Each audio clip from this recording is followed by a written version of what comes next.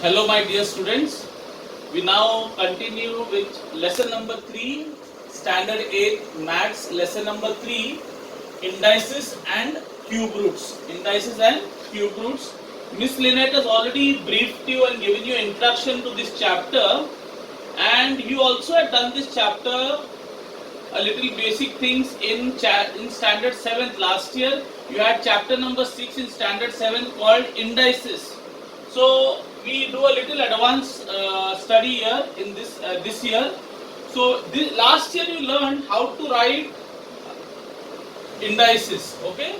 So let's say you had a number like this last year. I'm talking about last year, 5, and you had a 3 power. So how did you write that? You wrote it as 5 raised to 3. You wrote it as 5 raised to 3. Or what is the other way of writing it? This is 3. So 3 becomes third power of 5. So there are two ways of writing this. You learned last year. 5 raised to 3 or third power of 5. You can write any one. So this year we learn how to read and write numbers having index in the rational number form. But before actually going to proper rational number, we take index in the form of 1 upon n in practice set 3.1. So let's see practice set 3.1. So see the first sum. You have fifth root of 13. Now mind you, it is not a power, it is a root. So when it is a root, suppose if you had a power, how do you write a power? You will say, so what is the base? Base is 13 and it is a root. So you will write 1 upon 5. Okay, it is not a power. If it was a power, you would have written 13 raised to 5. It is not a power, it is a root. Because it is a root, you write 1 upon 5. Is it clear the difference? So say second one. Sixth root of 9. How do you write? So what is your base? Your base is 9. And sixth root. So you write sixth root means 1 upon 6. Is it clear? Third one, third sum.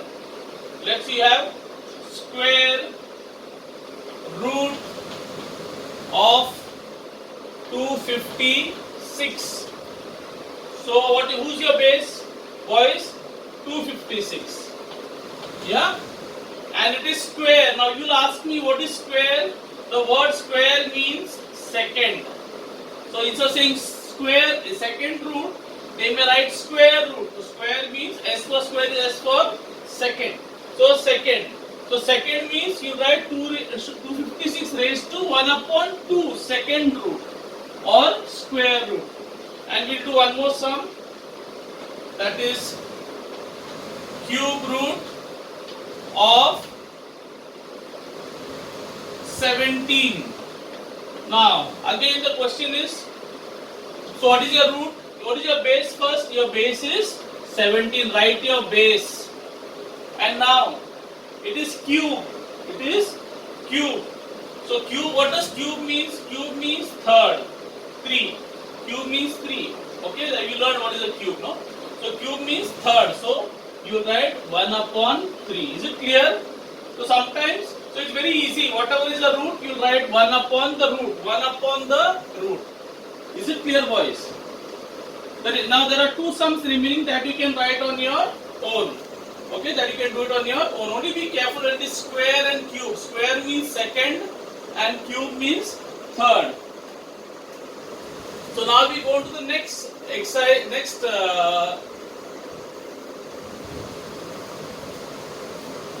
second part. Question number, let's say 2. Question practice at 3.1 only. Write.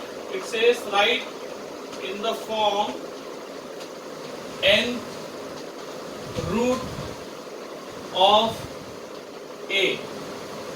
Write in the form nth root of a. So ulta. Just now we learned how to write in the form, how to write. Now we learn how to read. This is how you read.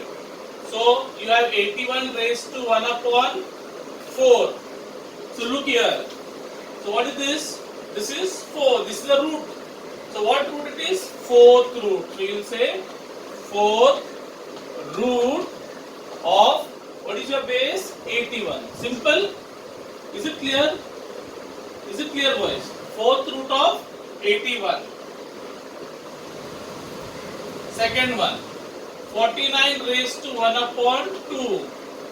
So what is the number here? Is the denominator 2. So 2 means, what is the root here? 2. Second root. So you can say second root of, what is the base? Of 49. So after of comes the base. So what is your base? Your base is this lower number. Okay. Third one.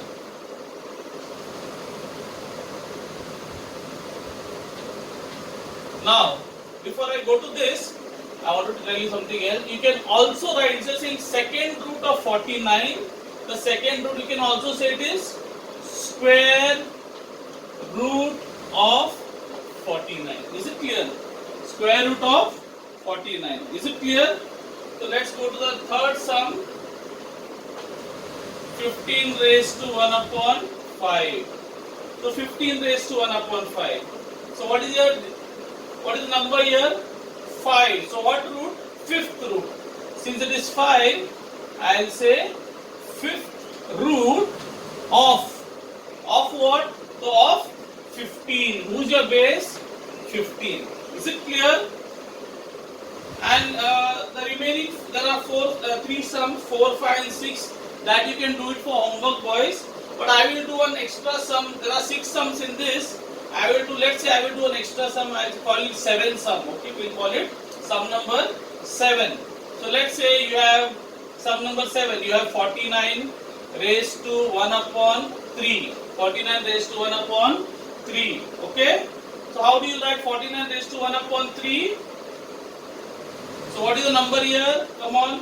Here 3. 3 means third. So I will say third. Third, what is this? This lower number is called a what? Root. We just know, so root. So third root of, what is your base?